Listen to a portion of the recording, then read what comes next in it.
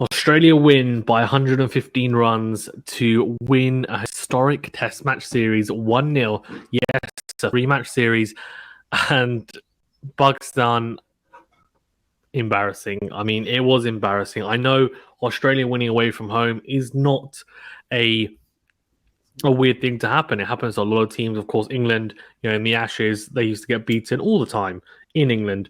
And with other teams, it's happened as well. I know Australia beat Sri Lanka, I think it was, in 2017.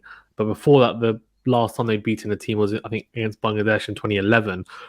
So in the subcontinent, they're not particularly strong, but they really, really came to win this Test match series. And I'm not quite sure if Pakistan did. I think Pakistan were kind of happy to draw some of the Test matches and just say we haven't lost a series. But then it came down to day 5, and they had to chase a pretty decent total of over 300. They hadn't lost a wicket though overnight. It was just really, really poor to see, to be perfectly honest with you. I think the application for the Pakistani batsmen, I know on day 5 for a second innings as well, 235 is not terrible, but just how flat it looked after Australia declared, even at 227 for 3.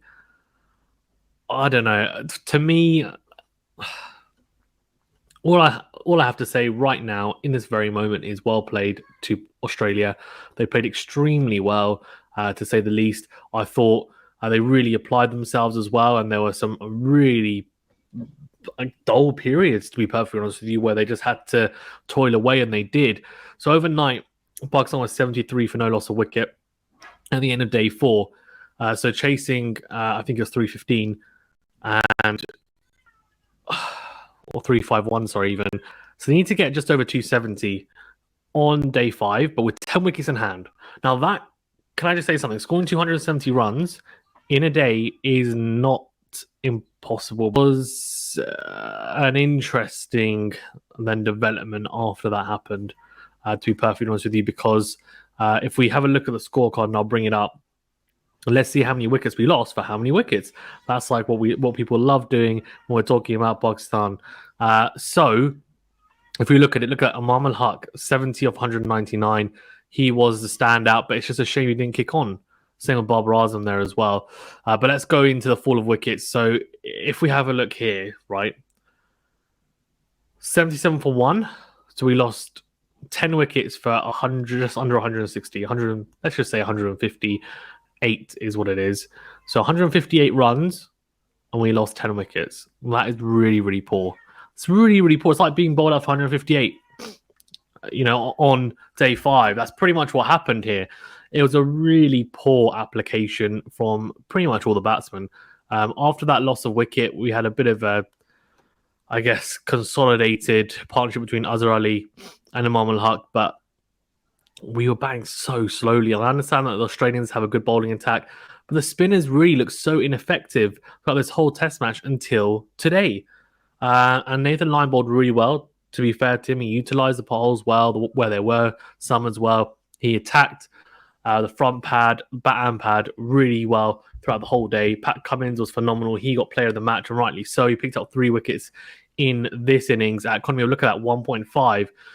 And he also picked up a 5-fer, bowling absolute wheels and getting the ball to do all sorts off the surface, where Pakistan unfortunately just made it look like a benign surface when they're bowling, or when they're batting at times, like the best bowling track in the world. So, look, I mean, batting last in the Test match is never particularly good, especially on day 5. So I get that. I don't think Pakistan were really poor, but it's just embarrassing. Like, as a Pakistan fan, to say that Australia, the first time in just over 20 years, they've come to tour Pakistan. It's a historic occasion. Like, it's like fantastic. We've got the number 1 ranked Test side. A team where, let's be honest, they've got the richest cricket history out of any of the other nations, right? The most prestigious cricket team and cricket nation. We've got them over. Finally, they've come over to Pakistan. Pakistan's safe, it's been deemed as safe, and we're basically saying, yeah, cricket's back here, which it should have been for a very long time. They finally have made the trip There's fantastic spirit being played between the two. The level of cricket and the pitches in particular helped. There was some great cricket on show, but just to lose a series 1-0 to me is almost like I really hope this doesn't harm our chances of getting them to come over again, because they might just be thinking we can beat them home and away. What's the point? Do we really need to play them? We should make them just come to us and we'll beat them anyway, right? We go away, we'll beat them anyway. So, yeah, really, really, really poor from us. Well, that's my expert opinion as a test match player, of course, ex-pro player. But in all seriousness, Muhammad is one that wicket. I don't want to put a lot of emphasis on it because, look, who knows? He might get out next ball, but similarly, he might get 50, 60, 70, and it makes a big difference. He got out for a duck, and you can see there Cummins getting an LBW. It pitched outside the line. Now, the umpire gave it, and before anyone starts slating the umpires, because I've seen it already online, Pakistan fans, I'm sorry, umpires make mistakes. It happens. That's what the review system is in place for. The Pakistanis should have reviewed it. Like Babar Azam didn't tell him to do. He said nothing, and Muhammad Rizwan didn't review either. And he's the type of person that, to be fair, he's pretty kind of laid back and humble. And he just thinks, okay, look, if Babar Azam's not saying anything to me, then I'm probably out. He'll go back and he'll look at it and he'll be a little bit disappointed. He's a very chilled out guy, so he'll be disappointed for about 5 minutes, but that could have been a big difference, to say the least. Sajid Khan did pretty well to get 21, if I'm being perfectly honest with you. At 7 is way too high. We didn't play Fahim Ashraf, who's an all-rounder. Went with the extra bowler, bringing in Naseem Shah. He bowled well, to be fair to him, but we just missed something. There was a balance issue in the Pakistan side, and it does make you think, like with Sajid Khan and Naman Ali, who Naman, look at that 1 of 20. He can bat a little bit, by the way, to be fair to him, but neither Sajid Khan or Naman Ali are number 7s. They're number 8s and 9s. Simple. At 7, who are we going to play then? And do we drop one of those guys and bring in a better, batsman who's a spinning all-rounder, someone like a Shadab Khan, or do we go with Fahim Ashraf? Now, on these tracks, it's very difficult because you almost feel like you need the extra spinner. I don't know, it's a discussion for another time. But either way, what a victory from Australia. I mean, look at this, man. Khawaja 91 in the first innings, 104 in the second innings. Player of the series. He was phenomenal throughout this whole tour. He really was. It was a fantastic homecoming for someone who, of course, is Australian, but born and lived in Pakistan for a few years as well. So, as he says, it is his home as well. 496 runs in a 3-match series is absolutely ridiculous. I mean, he is in ridiculously good form, and to say the least, I have to say about him, why has he not been in the setup for Australia consistently? I could not answer you.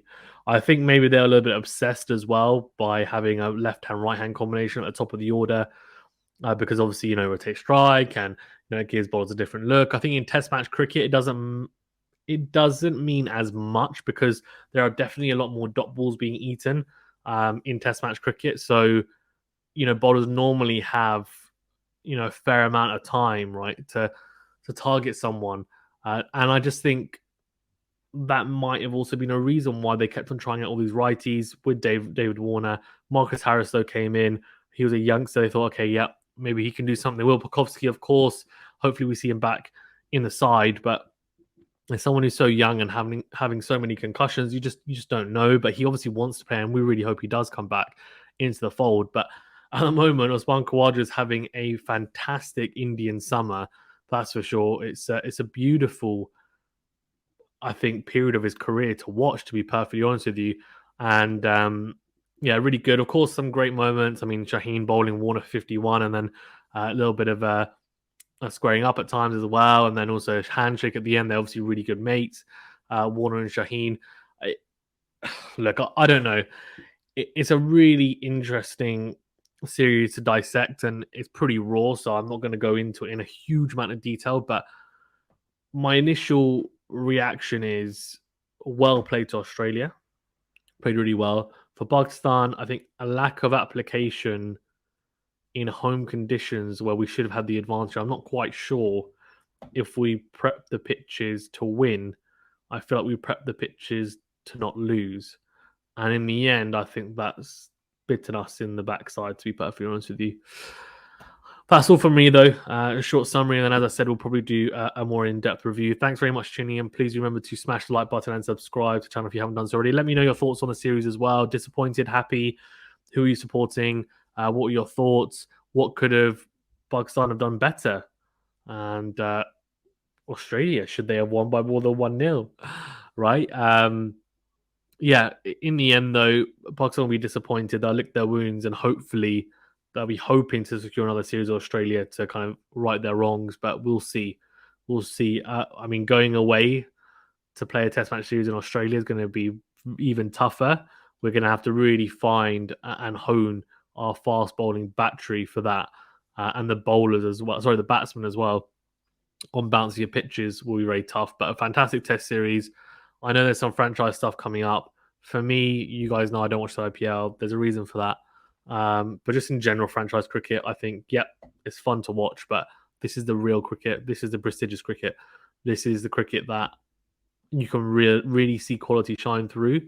And there's a whole lot of skill involved in this as well. So great to see it on. And of course, there's some other test series going on in West Indies as well. I would love to do it all, but as you all know, I have recently had a baby boy. So it's tough to just do as much as I like to do on top of also doing other sports as well on the channel, like tennis and boxing.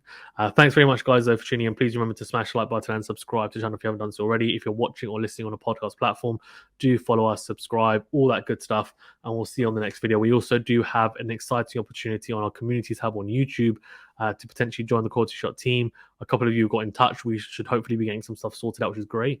But there are other kind of avenues and options available as well, so do get in contact if it is of interest.